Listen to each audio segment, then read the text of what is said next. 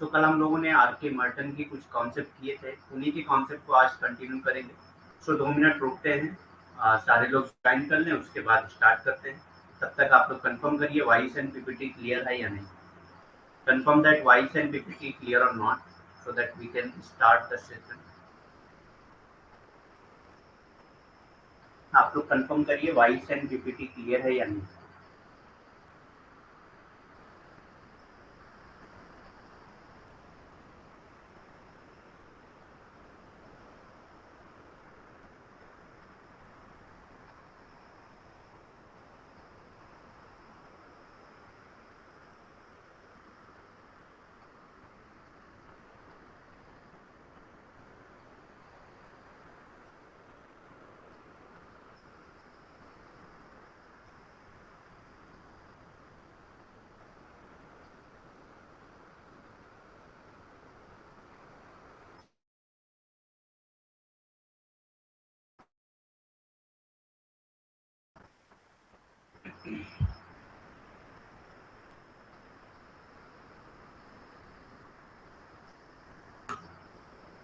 Confirm that voice and PPT clear or not.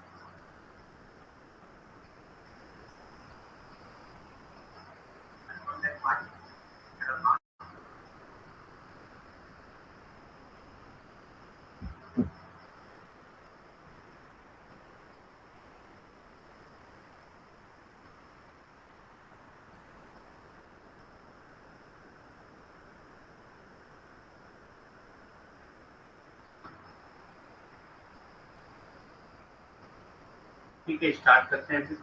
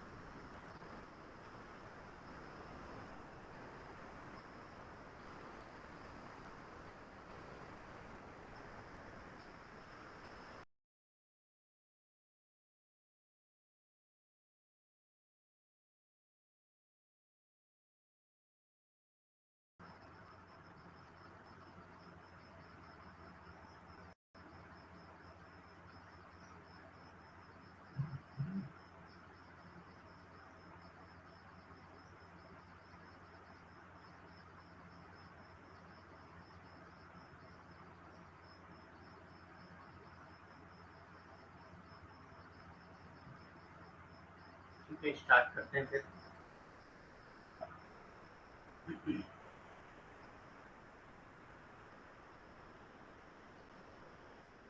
तो सबसे पहले जिन्होंने अभी तक फिलर फॉर्म ज्वाइन नहीं किया है उनके लिए अनाउंसमेंट है कि वो मेरा रेफरल कोड यूज कर सकते हैं, जो कि है लिंक10, जिसको यूज करने पे एक्स्ट्रा 10% का डिस्काउंट मिल जाएगा। और ये चूंकि ये रेफरल कोड फिलर फॉर्म के ऑल कोर्सेज पे अप्लीकेबल है, तो जो लोग भी ज्वाइन करना चाहते हैं ज्वाइन कर सकते हैं मेरा रेफरल कोड के जरिए। ठीक, ये फिलर फॉर्म के ऑल कोर्सेज पे अप्लीकेबल है।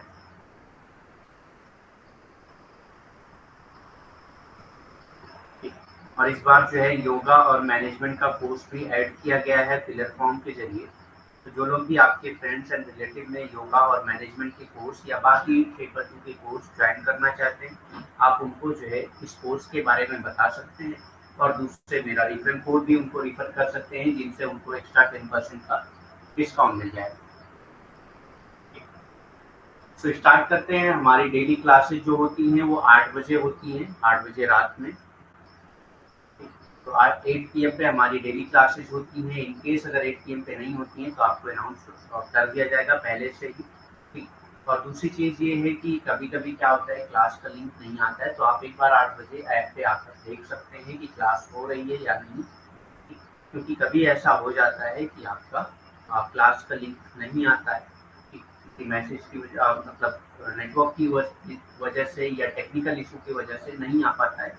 तो उस केस में आप आकर देख सकते हैं कि क्लास चल रही है या नहीं। ठीक, तो 8 बजे से डेली क्लासेज होनी है।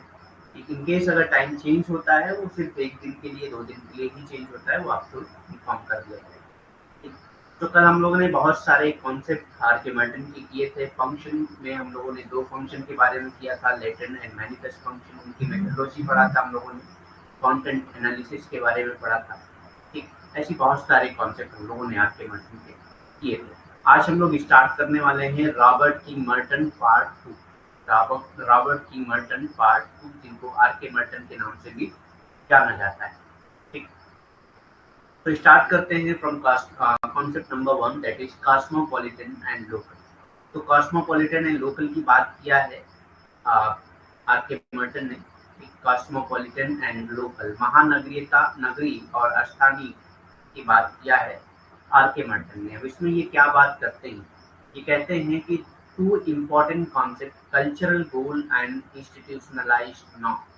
ये 2 इंस्टीट्यूशन, अच्छा इसमें सिर्फ यही है कि कॉस्मोपॉलिटन और लोकल की बात किया है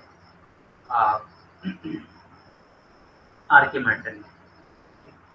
कॉस्मोपॉलिटन और लोकल की बात किया है आर.के. मर्टन ने, महानगरीय और स्थानीय की बात।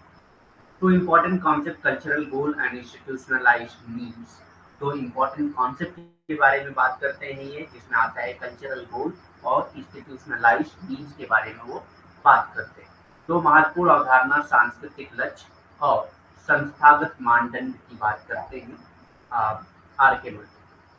नेक्स्ट कॉन्सेप्ट आता है social status is a polyphyletic and polymorphous. Social status के बारे में ये बात करते हैं कि सोशल स्टेटस जो होता है वो क्या होता है, वो पॉलीफाइलेटिक होता है या पॉलीमार्फस होता है।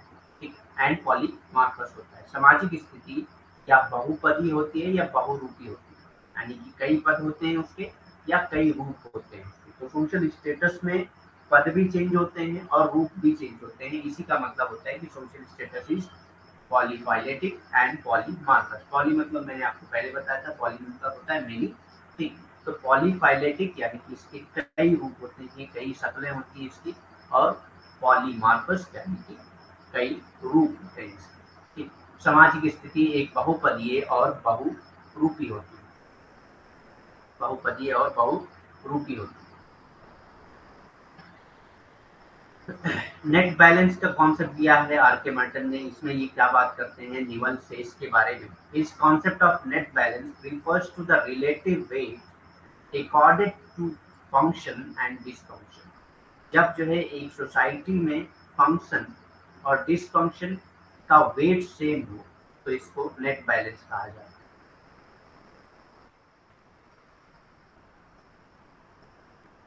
फंक्शन और डिसफंक्शन बराबर हो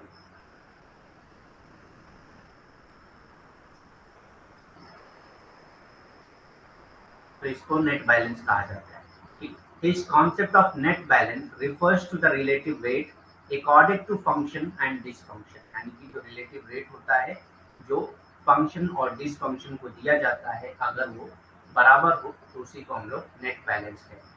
शुद्ध संतुलन की उनकी अवधारणा, यानी कि निवल शेष या शुद्ध संतुलन दोनों एक ही चीज हो जाती है हिंदी में।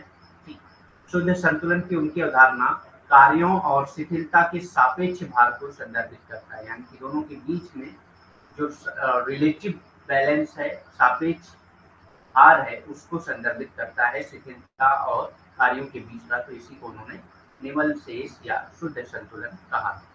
ठीक, ही क्रिटिसाइज ब्यूरोक्रेसी। ब्यूरोक्रेसी किसका कॉन्सेप्ट था बताइए आप लोग, पहले पहले ये बताइए ब्यूरोक्रेसी किसका कॉन्सेप्ट था, उसके बाद आगे हम लोग ब्यूरोक्रेसी के क्रिटिसिज्म पे बात करेंगे। ठीक, आर.के. मर्टन क्रिटिसाइज ब्यूरोक्रेसी, उन्होंने ब्यूरोक्रेसी को क्रिटिसाइज किया है।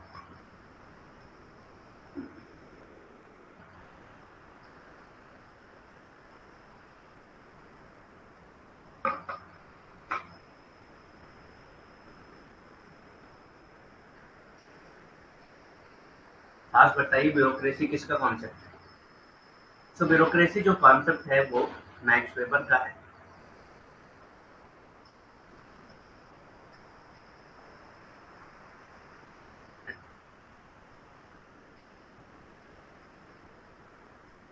मैक्स वेबर का concept. Martin stated that bureaucrats emphasize formality और इंटरपर्सनल रिलेशनशिप। मर्टन कहते हैं कि जो ब्यूरोक्रेसी होती है वो इम्फेसाइज करती है फॉर्मेलिटी और इंटरपर्सनल रिलेशनशिप, यानी कि इंटरपर्सनल रिलेशनशिप में जो है ओवर इम्फेसाइज किया जाता है किसको, फॉर्मेलिटी को, यानी कि बहुत ज़्यादा फॉर्मल सिस्टम बना दिया जाता है इसमें, and have been train to ignore the special circumstances of particular cases. कभी कभी ऐसा होता है, कुछ स्पेशल केसेस भी होते हैं, लेकिन चूंकि इतना ज़्यादा ब्यूरोक्रेसी फॉर्मल होती है कि ये जो स्पेशल केसेस होते हैं उसको इग्नोर कर दिया जाता है, ठीक, उसको ध्यान में नहीं रखा जाता है। Merton stated that bureaucrats emphasize formality over interpersonal relationship and have been trained, और उनको ऐसी ही ट्रेनिंग दी जाती है ताकि वो इग्नोर कर सकें जो स्पेशल सर्कमस्टांसेस होते हैं किसी भी पर्टिकुलर केस के, ठीक, जिसकी वजह से causing them to come across as arrogant and haughty। इसीलिए हम जो है ये मानने लगते हैं उनको कि ये बहुत ज़्यादा एरोगेंट है और बहुत ज़्यादा गुस्सा है, ठीक। तो मर्टन स्टेटेड दैट ब्यूरोक्रेट्स के बारे में बात कर रही है कि ब्यूरोक्रेट्स ऐसे होते हैं, वो फॉर्मेलिटी को इतना ज़्यादा इम्पोज करते हैं इंटरपर्सनल रिलेशनशिप में कि कभी कभी ये जो है उस चीज़ को इग्नोर कर देते हैं जो एक स्पेशल केस होता है, ठीक। किसी भी पर्टिकुलर सिचुएशन में एक स्पेशल केस भी हो सकता है, हर सबकी सिचुएशन सेम नहीं होती है कि किसी किसी की सिचुएशन ज़्यादा क्रिटिकल हो सकती है, ठीक। जैसे अगर आप लोग हॉस्पिटल की बात करें तो हॉस्पिटल में लाइन लगे, अगर उस हॉस्पिटल में वार्ड ना हो, ठीक, तो यहाँ पे फर्स्ट लाइन पे जो है वो फीवर वाला है, मान लेते हैं इसको फीवर हुआ है, दूसरे लाइन में जो है वो उसको जो है हेडेक, तीसरे लाइन में जो है उसको भी किसी इसी तरह की मान लेते हैं चेस्ट पेन तो सीरियस मामला हो जाएगा, ठीक। तो स्टमक पेन मान लेते हैं, स्टमक एक, ठीक। और जो ये लास्ट में है, ये लाइन लगी हुई है, ठीक, लास्ट में जो है उसको हार्ट अटैक आया हुआ है।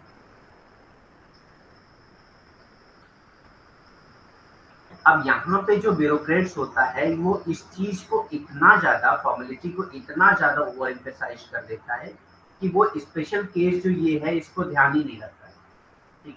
कह रहा है नहीं, जो लाइन से आए हैं वैसे ही वो अंदर जाएंगे दिखाने, नहीं तो नहीं जाएंगे, ठीक। हालांकि अभी तो हॉस्पिटल में इमरजेंसी केस के लिए भी अलग वार्ड्स बने होते हैं, लेकिन आपको समझाने के लिए बस ये बात कर रहा हूँ कि कभी कभी सामाजिक लाइफ में भी कुछ ऐसी सिचुएशन आ जाती हैं कि ब्यूरोक्रेट्स को उस सिचुएशन को ध्यान में, उस सर्कमस्टांसेस को ध्यान में रख के ही एक्शन लेना चाहिए, लेकिन वो चूंकि इतना ज़्यादा फॉर्मली इम्फेसाइज्ड होते हैं कि वो जो है इन सब चीज़ों को ध्यान में नहीं रखते। अब यहाँ पे उसको चाहिए था कि मतलब जो हार्ट अटैक वाला है उसको पहले भेज देते हैं, बाकी तो सब इतनी सीरियस डिजीज नहीं है जिससे किसी की मौत हो सकती है, तो बाकी बाद में भी दिखा सकते हैं, लेकिन वो क्या कर रहे हैं, नहीं, जो लाइन लगी है लाइन से ही सब जाएंगे, आप मर रहे हो जिंदा हो इससे मतलब नहीं है। तो वही मार्टन कहते हैं कि ये जो ब्यूरोक्रेट्स होते हैं वो इंटरपर्सनल रिलेशनशिप में फॉर्मेलिटी को बहुत ज़्यादा देखते हैं, और इसी की वजह से जो है लोगों को लगने लगता है कि ये जो ब्यूरोक्रेट्स हैं वो बहुत ज़्यादा एरोगेंट हैं और बहुत ज़्यादा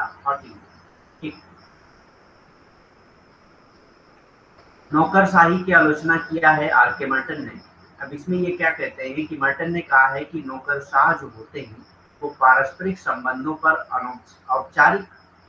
औपचारिकता पर जोर देते हैं, यानी कि वो पारस्परिक संबंधों में भी औपचारिकता पर ज़्यादा जोर देते हैं, और उन्हें विशेष मामलों की विशेष परिस्थितियों को अनदेखा करने के लिए प्रशिक्षित किया जाता है, और उनको ऐसी ही ट्रेनिंग, ऐसी ही प्रशिक्षा दी जाती है कि वो जो है जो विशेष मामले हैं उनको अनदेखा कर दें, विशेष मामले या विशेष परिस्थितियाँ होती हैं उसको अनदेखा कर दें। जैसे पिछले स्लाइड में मैंने एग्जाम्पल दिया हॉस्पिटल का, ठीक, एक को बुखार है, एक को सर दर्द कर रहा है, एक का पेट दर्द कर रहा है, और लास्ट वाले को जो है अटैक आ रहा है, ठीक। तो एक इंटरपर्सनल रिलेशनशिप जो हमारा है वो ये इजाज़त देता है कि ठीक है आप पहले चल लीजिए क्योंकि आपके मामला सीरियस है, बाकी तो बाद में दिखा लेंगे तब भी चल जाएगा, लेकिन यहाँ पे नहीं करना। ऐसी बहुत सारी जगहों पे होता है, ठीक। तो ऐसे हमारे समाज में भी होता है कि हम बहुत ज़्यादा औपचारिकता को अपने पारस्परिक संबंधों पर जोर देते हैं, जिसकी वजह से ये लोग समझने लगते हैं कि जो भी नौकरशाह होते हैं वो बहुत ज़्यादा घमंडी होते हैं, बहुत ज़्यादा एरोगेंट होते हैं, बहुत ज़्यादा नशेड़ी जिसको कहते हैं बहुत ज़्यादा होते हैं, ठीक है? मतलब बहुत ज़्यादा गुस्सा करने वाला, गुस्सैल, नशेड़ी नहीं, नशा करने वाला नशेड़ी होता है। तो घमंडी और गुस्सैल इसको कह सकते हैं, ठीक है?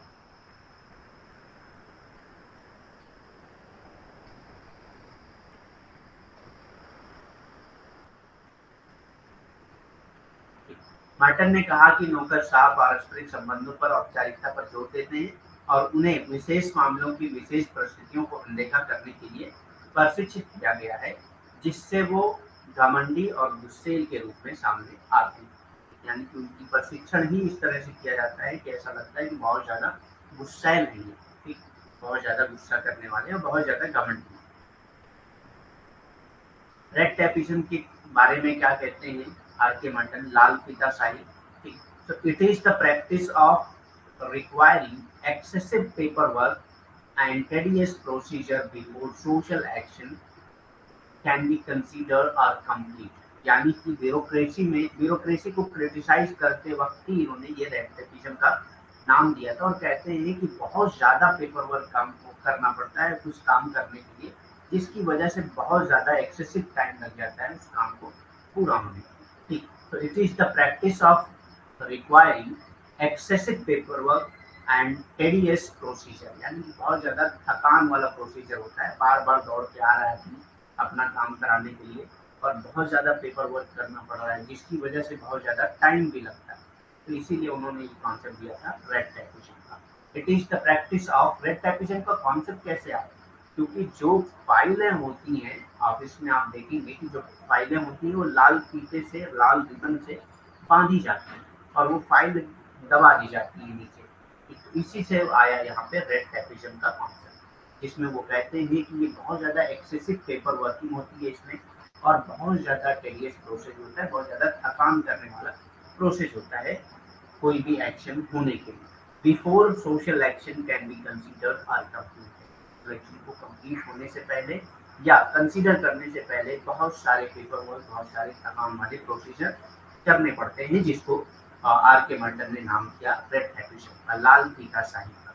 लाल फीताशाही सामाजिक क्रिया पर विचार करने या पूरा करने से पहले अत्यधिक कागजी कार्रवाई और थकाऊ प्रक्रिया की आवश्यकता का अभ्यास करते हैं। फिलहाल फीताशाही में वो बताते हैं कि कोई भी जो सामाजिक क्रिया होती है उस पर विचार करने या उस सामाजिक क्रिया को पूरा करने के लिए जो नौकरशाही होती है उसमें इतना ज़्यादा कागजी कार्रवाई होती है और इतनी ज़्यादा थकाऊ प्रक्रिया होती है और जिसकी वजह से बहुत ज़्यादा टाइम भी लग जाता है, इसलिए इसको लाल फीताशाही कहते हैं। लाल फीताशाही आया जैसे कि मैंने बता दिया कि ठीक है, फाइलें जो होती हैं वो लाल फीते से बांधी जाती थी और फिर उसको दबा के रख दी जाती थी, कभी दिल किया तो उठा के उस पर एक्शन ले लिया, नहीं तो नहीं लिया। ठीक, इसी को रेड टैपिज्म या लाल फीताशाही कहा जाता है।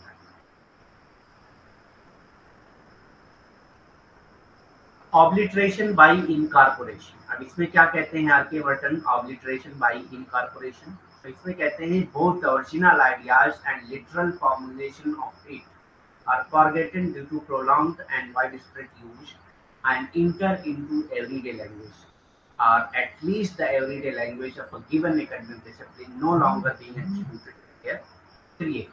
तो कुछ ऐसे वर्ड्स होते हैं लैंग्वेज में, ठीक, या कुछ ऐसी प्रैक्टिसेस होती हैं समाज में जो इतना ज़्यादा की जाने लगती हैं, इतना ज़्यादा उस लैंग्वेज, उस वर्ड का इतना ज़्यादा इस्तेमाल हमारी डेली लाइफ में होने लगता है कि वो वर्ड किसने दिया था या कौन उसको ओरिजिनेट किया था, इससे हम इस चीज़ को भूल जाते हैं, इस चीज़ को हम पहले ही भूल जाते हैं। तो इसी को ऑब्लिटरेशन बाई इनकॉर्पोरेशन कहा जाता है। Both the original idea and the literal formulation, जो ओरिजिनल आइडिया है उस सब को लेकर हो सकता है बाद में वो ओरिजिनल आइडिया भी बदल जाए, ठीक, तो ओरिजिनल आइडियाज या लिटरल फॉर्मेशन जो होता है वो जो है are forgotten due to prolong and wide spread use, उसको भुला दिया जाता है क्योंकि ये बहुत ज़्यादा यूज ही होने लगता है कि हर कोई ये नहीं पूछना चाहता कि इसको बनाए, ऐसा लगता है कि वो हमेशा से था ही। ठीक, and inter into everyday language, और ये हमारे एवरीडे लैंग्वेज में इंटर हो जाती है, या एवरीडे लैंग्वेज में नहीं होती है तो जिस डिसिप्लिन की हम बात कर रहे हैं एटलीस्ट उस डिसिप्लिन में तो हो जाती है। No longer being attributed to their creator, अब ये जो है किसी भी उसके क्रिएटर से कोई एट्रीब्यूट नहीं जोड़ा जाता है। ठीक, ठीक,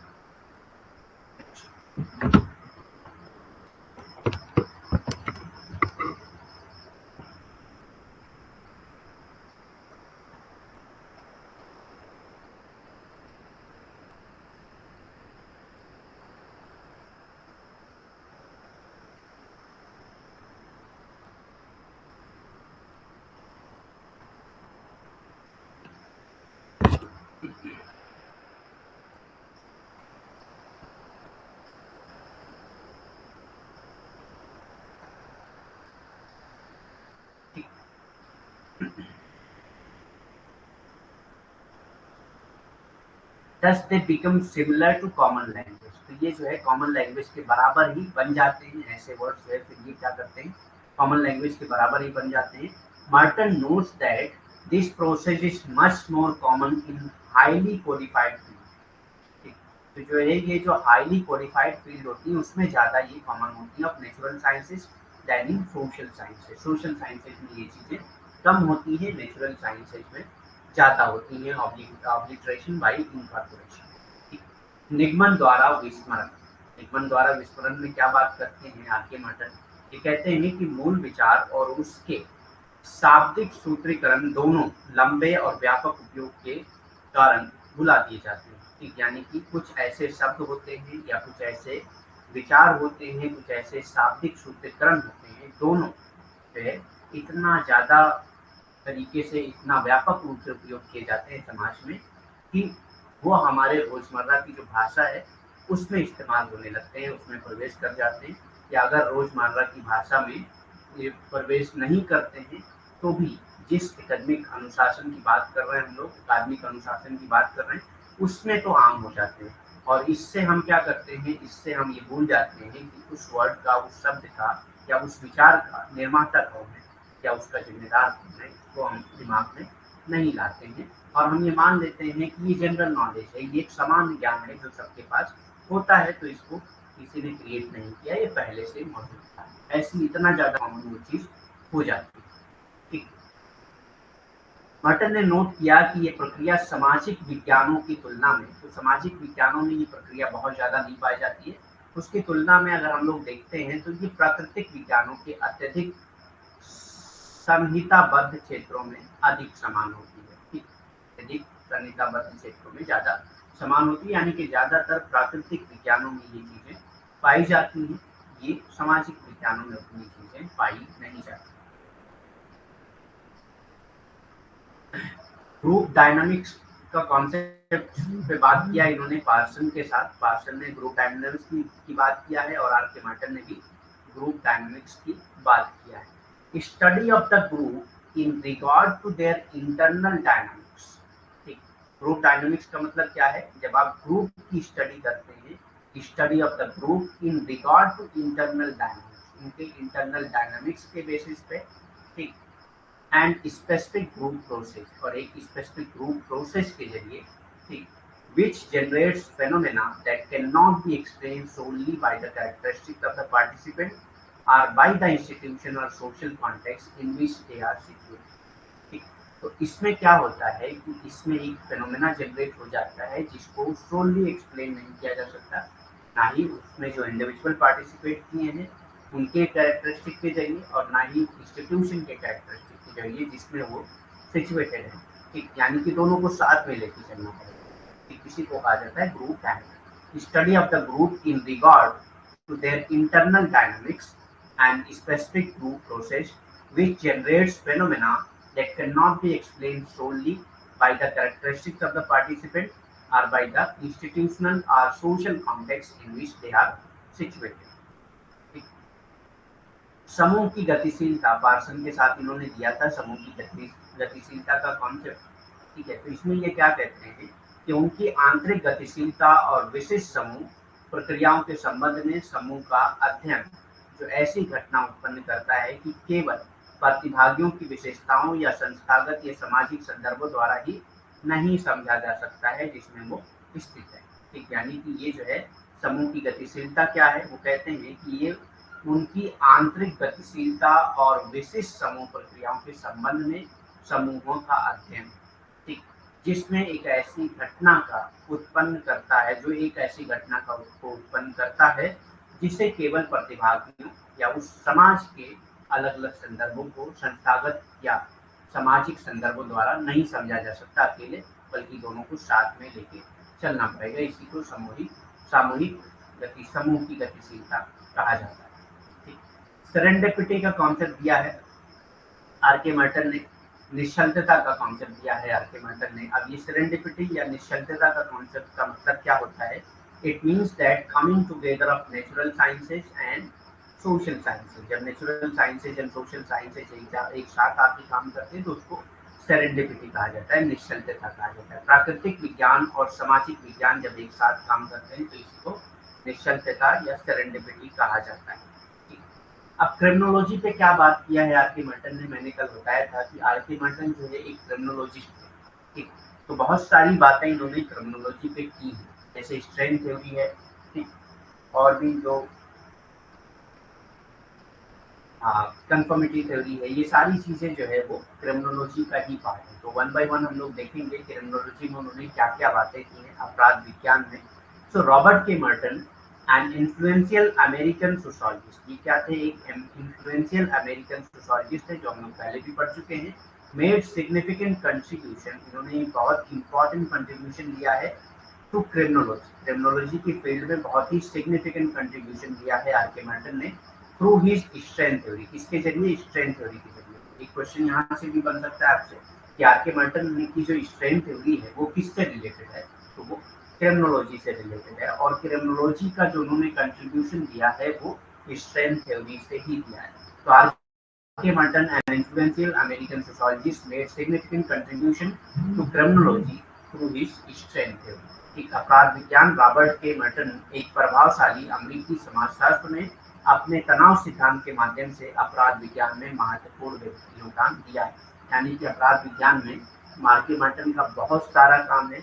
उन्होंने अपने एक तनाव सिद्धांत दिया था जिसके जरिए वो ये बताए हैं कि किस तरह से समाजशास्त्र में एक प्रभावशाली अमेरिकी समाजशास्त्री थे, किस तरह से जो है समाज में अपराध विज्ञान के बारे में जब भी वो बात करते हैं तो तनाव सिद्धांत की बात करते हैं कि किस तरह से समाज में तनाव उत्पन्न होते हैं। ठीक, क्योंकि तनाव उत्पन्न होगा तभी अपराध होंगे, तभी क्रिमिनल्स पैदा होते हैं। ठीक, रॉबर्ट के मर्टन एक प्रभावशाली अमेरिकी समाजशास्त्री ने अपने तनाव सिद्धांत के माध्यम से अपराध विज्ञान में महत्वपूर्ण योगदान दिया है। His work explore the relationship between social structure and deviance। इनका जो वर्क है वो ज़्यादातर जो है सोशल स्ट्रक्चर और डेवियंस के बीच में रिलेशनशिप को देखने की कोशिश करता है। सोशल स्ट्रक्चर और डेवियंस के बीच में रिलेशनशिप देखने की कोशिश करता है। Emphasizes how societal pressure can drive individual towards criminal behavior। यानी कि सोसाइटी का जो प्रेशर होता है एक इंडिविजुअल पे, वो कैसे एक इंडिविजुअल को क्रिमिनल बिहेवियर तक ले जाता है, एक इंडिविजुअल को कैसे वो क्रिमिनल बना देता है, इसके बारे में बात करते हैं आर.के. मर्टन। उनका काम सामाजिक संरचना और विचलन के बीच संबंधों की खोज करता है। यानी कि आर.के. मर्टन का जो काम है वो सामाजिक संरचना और विचलन के बीच संबंधों की खोज करता है। इस बात पर जोर देता है कि सामाजिक दबाव व्यक्तियों को आपराधिक व्यवहार की ओर कैसे ले जा सकते हैं। यानी कि समाज जो है हमेशा व्यक्ति के ऊपर दबाव डालता रहता है, तो उसी चीज का अध्ययन करने की आर.के. मर्टन ने कोशिश की है कि किस तरह से जो सामाजिक दबाव होते हैं वो एक व्यक्ति को अपराधी बना देते हैं, एक व्यक्ति को कैसे को अपराधी बना देते हैं, इसके बारे में बात किया है उन्होंने। ठीक, Martin ideas from part of a broader sociological approach to understand crime। Martin जो आइडिया जो है वो एक पार्ट बनाता है ब्रॉडर सोशोलॉजिकल अप्रोच में, ताकि आप क्राइम को समझ सकें, particularly by examining the role of social inequality. खासतौर पे सोशल इनइक्वालिटीज के रोल को समझने के लिए आप इस चीज का इस्तेमाल कर सकते हैं। ठीक, मर्टन की आइडियाज जो है एक बहुत बड़ा रोल प्ले करती हैं इसमें। ठीक, मर्टन के विचार अपराध को समझने के लिए एक व्यापक समाजशास्त्री दृष्टिकोण का हिस्सा है, विशेष रूप से सामाजिक असमानताओं की भूमिका की जांच करते हैं। एक विशेष रूप से सामाजिक असमानताओं की भूमिका की जांच करते हैं। मर्टन का जो विचार है वो अपराध को समझने के लिए एक व्यापक समाजशास्त्री दृष्टिकोण का हिस्सा है। ठीक, यानी कि समाजशास्त्र में एक बहुत बड़ा हिस्सा है जिसके जरिए आप अपराध को समझ सकते हैं। विशेष रूप से अगर आप समझना चाहें तो समाज में जो असमानताएं होती हैं, ठीक, असमानताओं की भूमिका की जांच करके आप इसको कर सकते हैं। ठीक,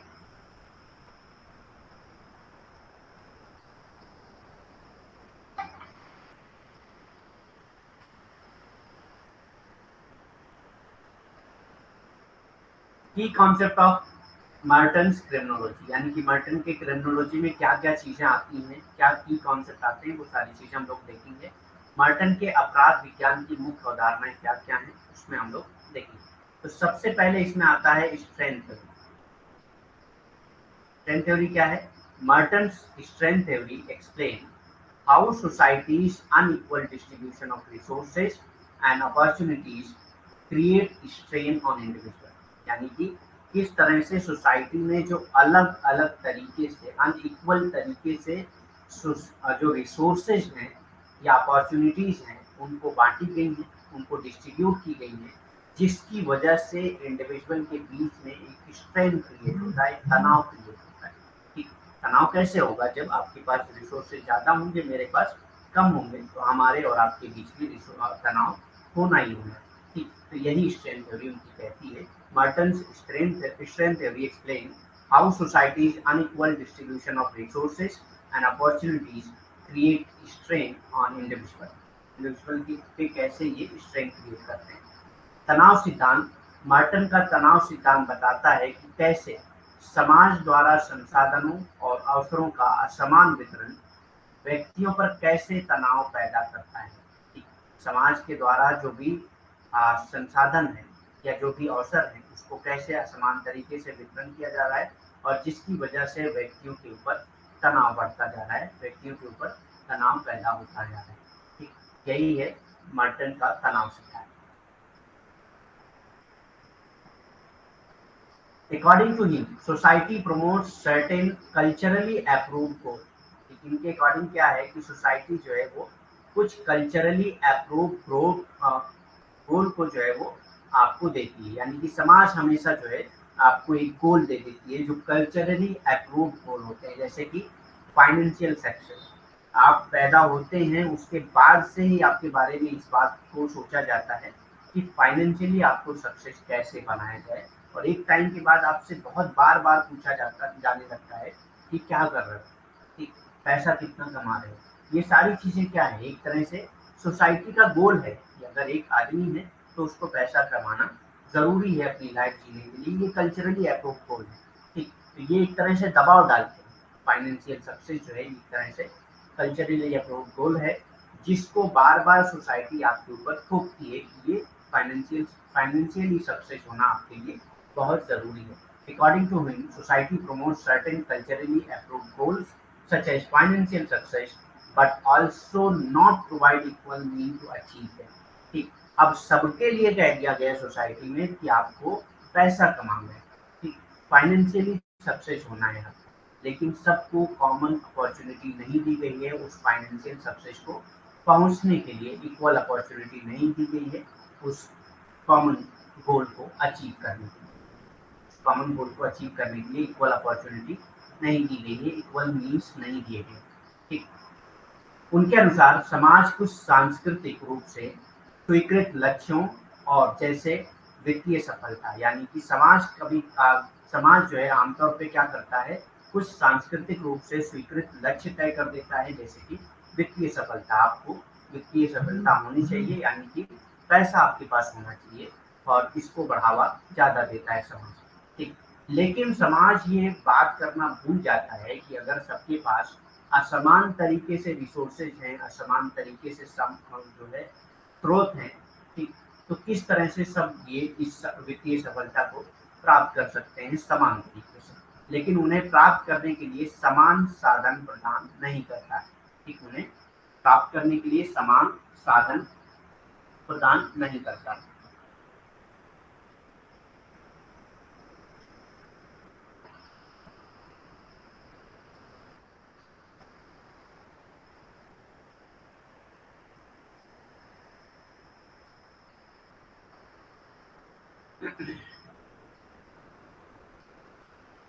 According to him, society promotes certain culturally approved goal, ये तो हो गया है, but does not provide equal means to achieve them.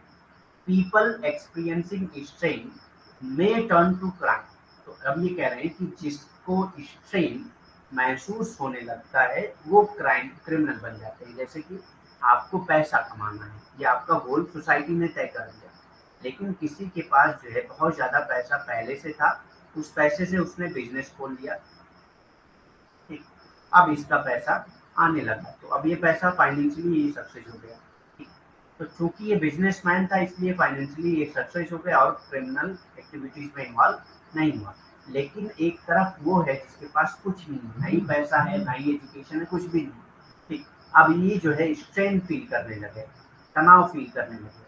तो जब ये तनाव फील करने लगेगा तो ये सोचेगा कि ठीक है, गोल क्या है, टू अर्न मनी। एक गोल क्या है, टू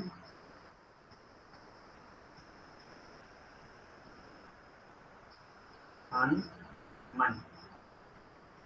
अब ये चोरी करके भी पैसा कमाएगा, किसी को मार के भी पैसा कमाएगा, इस तरह से वो क्रिमिनल बन जाता है, ठीक। According to him, society promotes certain culturally approved goal such as financial success but does not provide equal means to achieve them. People experiencing strain may turn to crime as a way to achieve these goals. यानी कि वो crime की तरफ मुड़ जाते हैं उस गोल को अचीव करने के लिए। जैसे मैंने अभी बताया कि अगर पैसा कमाना ही एक गोल हो जाए तो जो बिजनेसमैन है वो बिजनेस खोल लेगा और पैसा कमाएगा, तो वो किसी भी आपराधिक एक्टिविटी में हो सकता है ना इन्वॉल्व हो, लेकिन जो स्ट्रेन फील कर रहा है वो आपराधिक एक्टिविटी में इन्वॉल्व हो जाएगा, क्योंकि उसको पैसा कमाना है, उस गोल को पूरा करना है, ठीक। उनके अनुसार समाज कुछ सांस्कृतिक रूप से स्वीकृत लक्ष्य देता है आपको, ठीक। समाज जो है सांस्कृतिक रूप से स्वीकृत कुछ लक्ष्य देता है, जैसे वित्तीय सफलता को बढ़ावा देता है, लेकिन उन्हें प्रयास करने के लिए समान साधन प्रदान नहीं करता। और क्योंकि समान साधन प्रदान नहीं होता है तो एक तनाव पैदा होता है दो इंडिविजुअल के बीच में, एक जिसके पास बहुत ज्यादा पैसा है जो जाके अपने गोल को फिर से कमा सकता है, पैसे से ही पैसा बनता है, दूसरा है जिसके पास ना ही पैसा है, ना ही एजुकेशन है, ना ही कोई और अपॉर्चुनिटी है, तो वो एक तरह से तनाव लेने लगता है। जब भी वो तनाव अनुभव करेगा तो वो जो है इन लक्ष्यों को पूरा करने के एक अलग तरीका ढूंढ लेगा, और जो तरीका क्या होगा, अपराध होगा, ठीक। एक अलग तरीका ढूंढ लेगा और वो तरीका अपराध होगा, एक अपराध की तरफ अपना रुख कर सकता है, ठीक, जो भी स्ट्रेन फील कर रहा है वो, ठीक। Merton identifies 5 ways individual respond to this strain. ये कहते हैं ये जो स्ट्रेन होता है, जो तनाव होता है, उस तनाव को रिस्पॉन्ड करने के लिए इंडिविजुअल 5 तरीके से काम करता है। 5 ways individual respond to this strain, यानी कि इस स्ट्रेन को का जवाब देने के लिए, इसको रिस्पॉन्ड करने के लिए वो 5 तरीके इस्तेमाल करता है। मर्टन 5 तरीकों की पहचान करते हैं जिनसे व्यक्ति इस तनाव प्रक्रिया पर जोर देते हैं, यानी कि ये तनाव प्रक्रिया को पूरा करते हैं। 5 तरीके से मर्टन इस पे जोर देता है। पहला क्या है, कन्फर्मिटी। कन्फर्मिटी क्या है, accepting the goal and means prescribed by the society, यानी कि गोल के साथ साथ कल्चरली अप्रूव्ड गोल के साथ साथ जो इंस्टीट्यूशनलाइज्ड मीन है उसको भी ये एक्सेप्ट कर रहा है, ठीक।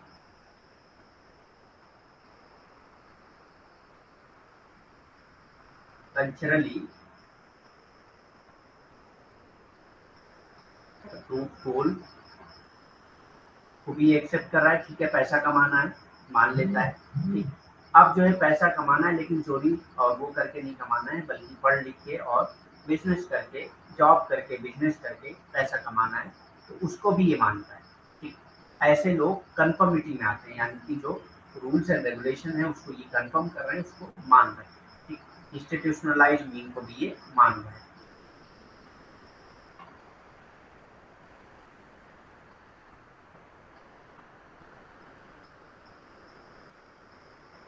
इसको भी मान।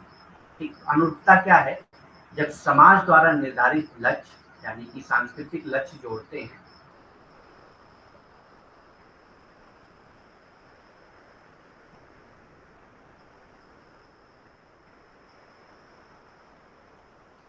इसको भी मानता है। समाज द्वारा जो सांस्कृतिक लक्ष्य होते हैं उसको भी वो व्यक्ति मानता है।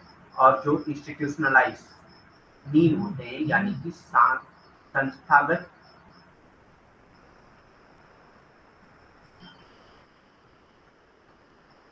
संस्थागत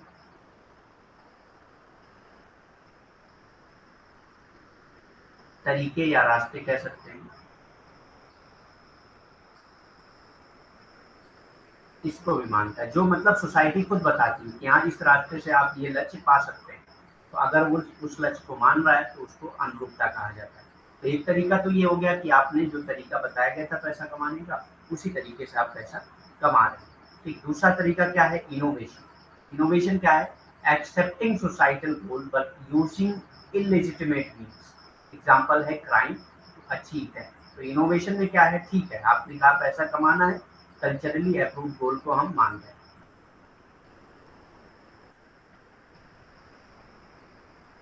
अप्रूव गोल को हम मान रहे हैं, लेकिन जो आपका इंस्टीट्यूशनलाइज मीन है वो नहीं मान रहे। सही तरीके से हम पैसा नहीं कमाएंगे, पैसा कमा के देंगे। इंस्टीट्यूशनलाइज मीन जो है उसको नहीं मानेंगे, बल्कि दूसरे तरीके से पैसा कमाएंगे। कैसे? क्राइम कर। ठीक, तो सामाजिक लक्ष्यों को स्वीकार करता है, लेकिन उन्हें प्राप्त करने के लिए नाजायज साधनों जैसे अपराध का उपयोग करता है। उसको नवाचार कहते हैं। यानी कि जो सांस्कृतिक लक्ष्य हैं,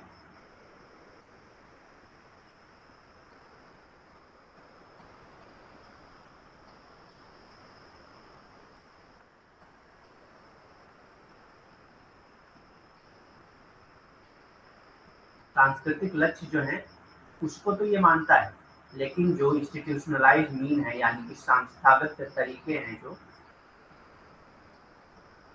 संस्थागत तरीके जो हैं उसको ये नहीं मानता है,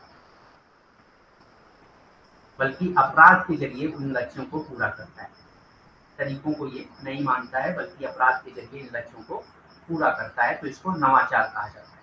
तीसरा तरीका जो बताया है उस तनाव को पूरा करने के लिए, उस स्ट्रेन को खत्म करने के लिए, उस स्ट्रेन को रिस्पॉन्ड करने के लिए, वो ये है abandoning societal goal but rigidly adhering to societal needs।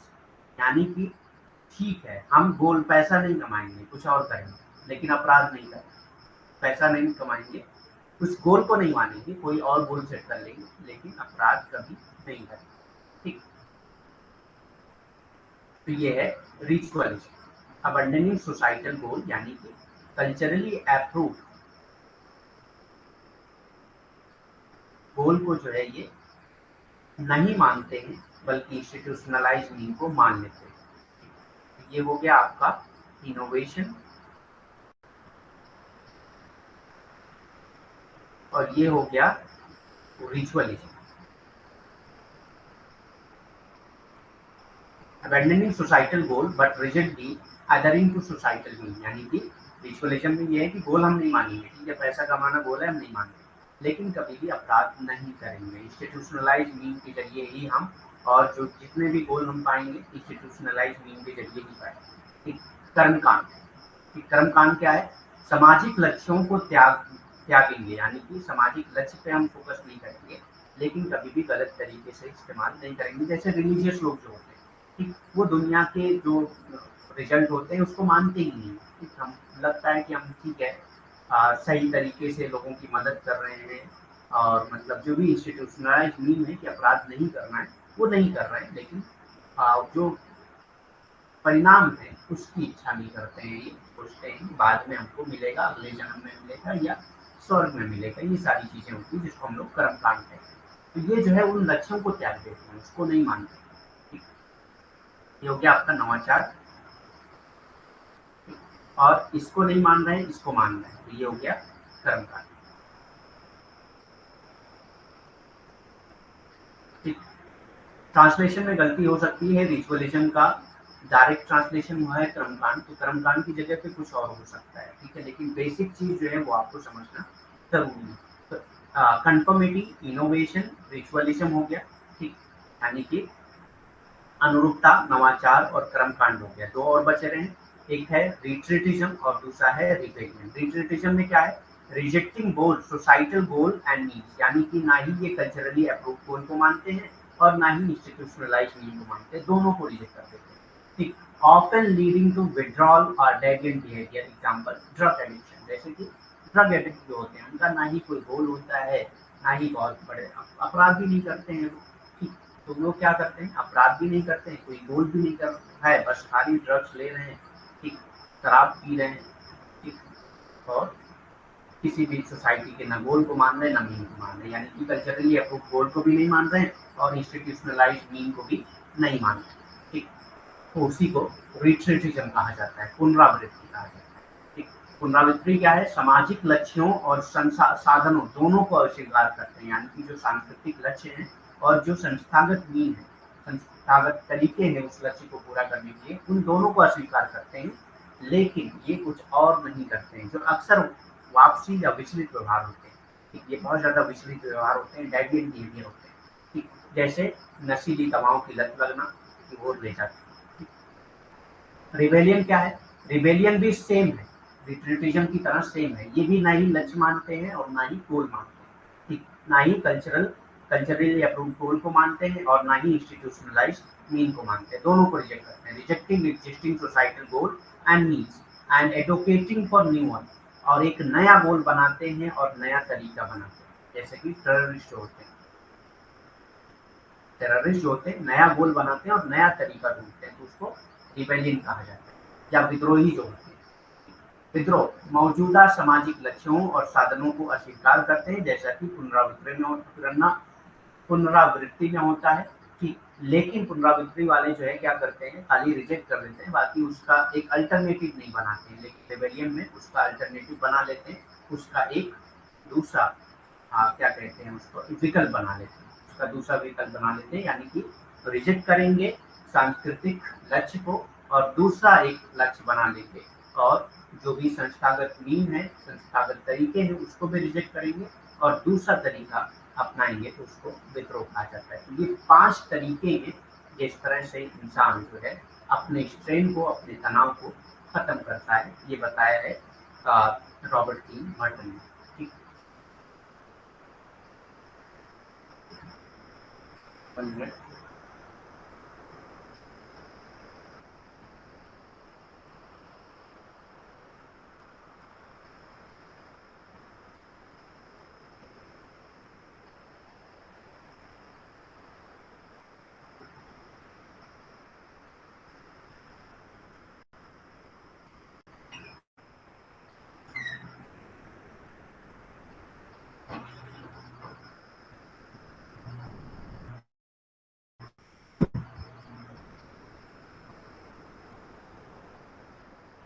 तो ये हो गई हमारी स्ट्रेन थ्योरी, उसमें ये जो तरीके हैं उस स्ट्रेन को खत्म करने के या उस स्ट्रेन को रिस्पॉन्स करने के, वो बताया जो भी आर्के मैटन ने, वो हम लोगों ने डिस्कस कर लिया, ठीक।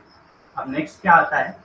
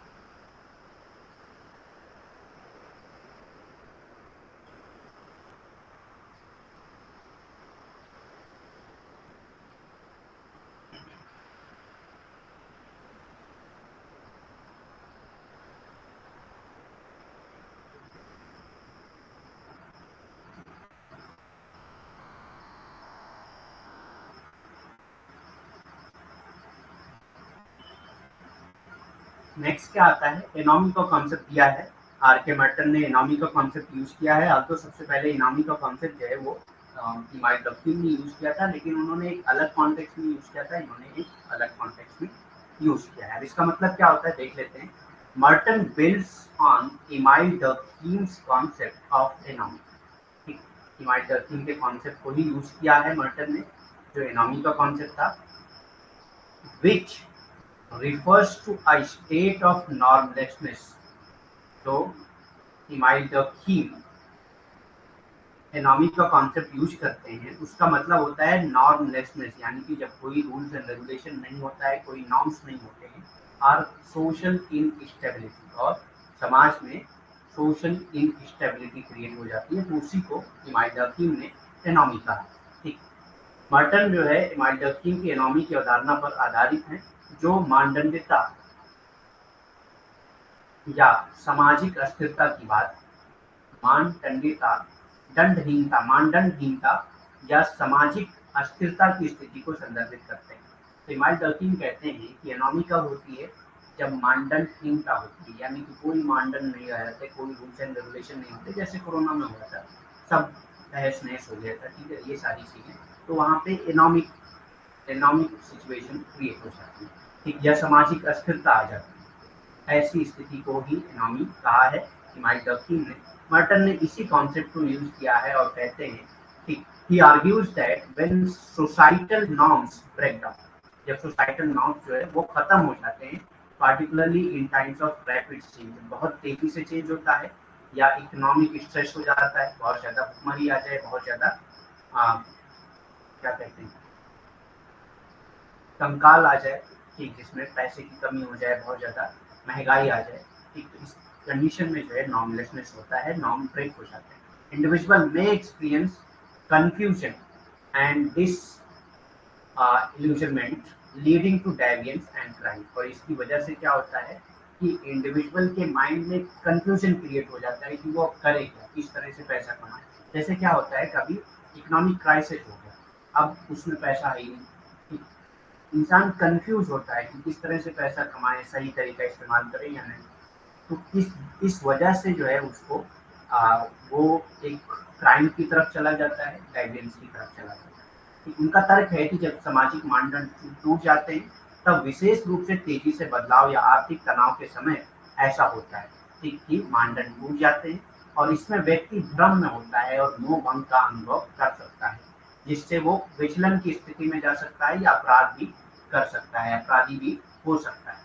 ठीक तरीके से, जैसे बहुत ज्यादा कंगाली आ गई, पैसा डूब गया, ठीक, अब वो बहुत खराब स्थिति में पहुंच जाता है, उसको कुछ समझ में नहीं आता है, ठीक, एक भ्रम की स्थिति में चला जाता है, मोह भंग की स्थिति में चला जाता है, और उससे क्या होता है कि उसके अंदर विचलन पैदा होने लगती है, जो नॉर्म्स है, जो रेगुलेशन है, जो मानदंड बनाए गए हैं, उससे वो हटने लगता है, ठीक, और अपराधी भी बन सकता है, ठीक। सोशल स्ट्रक्चर एंड क्राइम के बारे में क्या कहते हैं मर्टन। सोशल स्ट्रक्चर, अच्छा, यहाँ पे एनॉमी के बारे में कहते हैं। अब यहाँ पे एक चीज और दे सकता है, ठीक,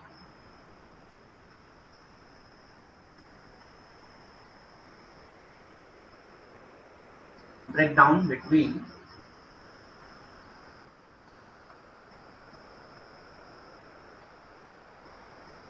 कल्चरली अप्रूव्ड गोल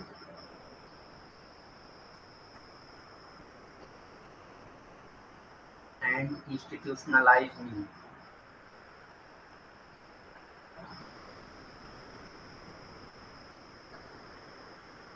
इसको एनॉमी कहा जाता है, ठीक, तो यही वही है जो मैंने एक्सप्लेन किया है, वही चीज है, लेकिन इसको शॉर्ट फॉर्म में जब आपका इंस्टीट्यूट बनाता है तो ऐसे भी देखता है कि मर्टन के अकॉर्डिंग इनॉमी क्या है। तो break down between culturally approved goal and institutionalized mean, जब कल्चरली अप्रूव्ड गोल और इंस्टीट्यूशनलाइज्ड मीन आपस में ना मिलते हो, तो उसी को क्या कहा जाता है, इकोनॉमी कहा जाता है, ठीक, यानी कि जब सांस्कृतिक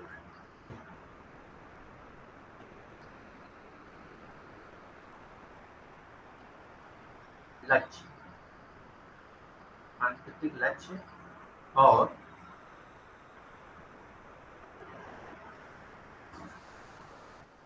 संस्थागत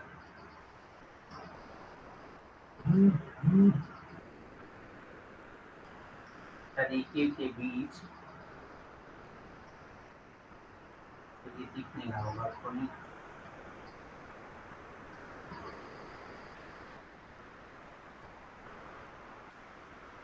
संस्थागत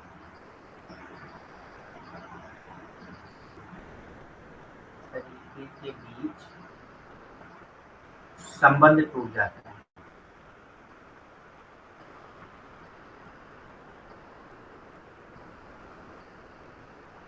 तो इसको क्या कहते हैं? एनॉमी कहते हैं।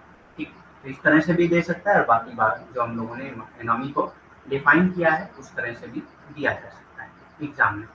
ठीक, next social structure and crime के बारे में क्या कहते हैं आपके Merton? Merton's approach to crime and deviance emphasizes the role of social structure. ये कहते हैं कि सोशल स्ट्रक्चर का रोल होता है किसी भी डेविएंस में या किसी भी क्रिमिनल एक्टिविटीज में। ठीक, सामाजिक संरचना और अपराध के बारे में क्या कहते हैं आपके मर्टन? ये कहते हैं कि अपराध और विचलन के प्रति जो मर्टन का दृष्टिकोण है वो ये बताता है कि इसका जिम्मेदार कौन है। सामाजिक संरचना की भूमिका इसमें सबसे ज्यादा होती है। वो सबसे ज्यादा जोर देते हैं कि सामाजिक संरचना की भूमिका कितनी है किसी व्यक्ति के विचलन के लिए या अपराध के लिए। ठीक, he suggests that crime is not simply an individual choice। तो ये कहते हैं क्राइम जो है एक इंडिविजुअल की चॉइस नहीं है कि वो खुद करता है। ठीक, but is shaped by larger societal forces. लेकिन ये लार्जर सोसाइटल फोर्सेस के जरिए शेप की जाती है, इंक्लूडिंग इकोनॉमिक इनइक्वालिटी, क्योंकि इकोनॉमिक इनइक्वालिटी होती है इसकी वजह से लोग अपराधी बनते हैं, क्रिमिनल बनते हैं, डेविएंस करते हैं। लैक ऑफ एजुकेशनल अपॉर्चुनिटी, कम एजुकेशनल अपॉर्चुनिटी होगी तो वो भी क्रिमिनल एक्टिविटी करेगा। एंड सोशल मार्जिनलाइजेशन भी करता है कि किसी को बहुत ज़्यादा पिछड़ा कर दिया जाए तो उसमें भी अपराधी ज़्यादा होते हैं। ठीक, उनका सुझाव है कि अपराध केवल एक व्यक्तिगत विकल्प नहीं है, यानी कि खाली जो है एक व्यक्ति अपराधी नहीं बनता है। ठीक, कभी भी व्यक्ति खुद अपराधी नहीं बनता है, इसका मतलब ये है, बल्कि आर्थिक असमानता, शैक्षणिक अवसरों की कमी और सामाजिक हाशिए पर होने के सहित बहुत सारे ऐसे कारण हैं जो सामाजिक ताकतों द्वारा किए जाते हैं जिसकी वजह से जो है वो एक अपराधी बनता है, एक आपराधिक आकार उसको दिया जाता है।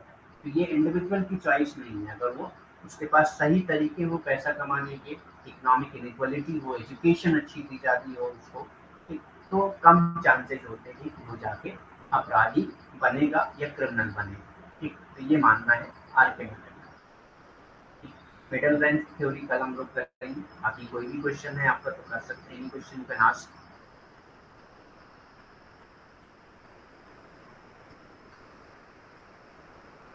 आज के लिए इतना ही, बाकी जो भी क्वेश्चन है आपके कर सकते हैं, एनी क्वेश्चन कैन आस्क।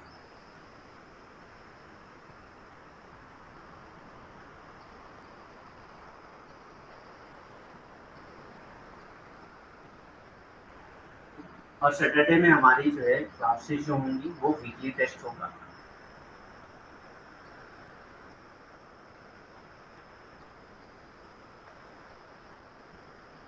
तो जितने भी पीडीएफ अपलोडेड हैं वो एक बार पढ़ के आइएगा टेस्ट में।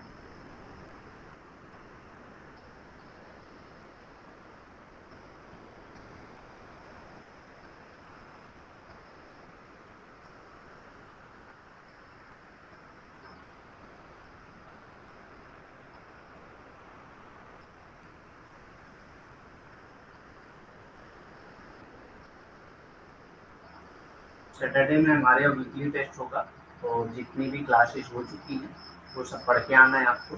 ठीक, ताकि हम जितने भी क्वेश्चन लाए आपको पता चल पाए कि आप कितना पढ़े हैं कितना नहीं और कितना आपके पास आपको समझ में आ गया। फिर उसी के बेसिस पे हम लोग नेक्स्ट क्लास करेंगे जिसमें वो सारे कॉन्सेप्ट फिर से एक बार रिवाइज करेंगे हम लोग। इसी तरह से क्लासेस हमारी चलती रहेंगी।